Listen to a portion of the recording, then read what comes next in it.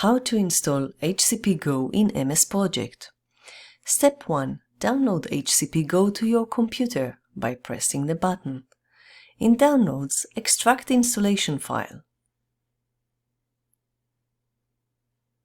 Extract.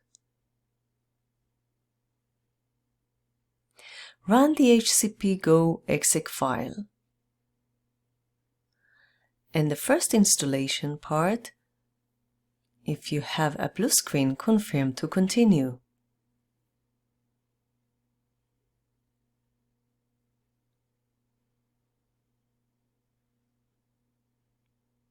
Confirm. Install. Finish. Now is the second part of the installation of the HCP data to MSP. Click Install. And finish.